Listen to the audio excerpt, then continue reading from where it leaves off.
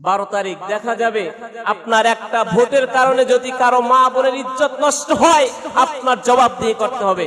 আপনার একটা ভোটের কারণে যদি দেশের সম্পদ নষ্ট হয়, আপনার জবাবদিহি করতে হবে। কাজেই আপনাকে নেতা বেছে নিতে হবে। কথা বলেন ঠিক কিনা?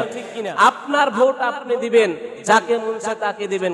এর মধ্যে কথা এতটুকু যে আপনার বিবেক আর আকলকে জ্ঞান খাটাইয়া দিতে হবে, যার কারণ আপনার একটা ভোটের কারণে যেন একজনের ইজ্জত, একজনের সম্পদ, একজনের ব্যবহার যেন হরণ না হয়। কথা বলেন ঠিক কিনা?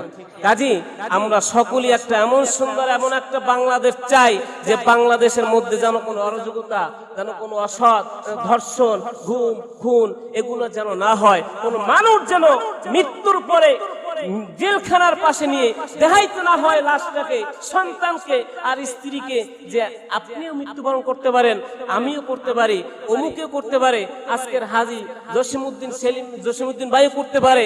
তাদেরকে যেন দেখাইতে না হয় যে তোমার স্ত্রী মারা গেছে, জেলখানা তারা করে নিয়ে আসলাম, তোমাকে ছুটি দেওয়া হবে না, জেলখানা থেকে 1 ঘন্টা ছুটি দেওয়া হবে না, 10 মিনিট ছুটি দেওয়া হবে না। এই সমস্ত বাংলাদেশ, এই সমস্ত নেতা, এই সমস্ত আইন আমরা না চাই। কথা বলেন ঠিক কিনা? জোরে বলেন ঠিক কিনা? আমরা চাই সমস্ত মানুষের মধ্যে একটা মানবিক কাজ করুক, সমস্ত মানুষের মধ্যে একটা বিবেক, একটা আকল বোধ কাজ করুক, সমস্ত মানুষের মধ্যে একটা দয়া। মানুষ অপরাধ করে, অন্যায় করে, তার বিচার আছে। কথা বলেন ঠিক কিনা? তার বিচার আছে, তার বিচার হবে, আইন আছে। আমরা এমন আইন চাই না যে মানুষের আকল, বিবেক, বুদ্ধি সব বেপথে চলে যায়।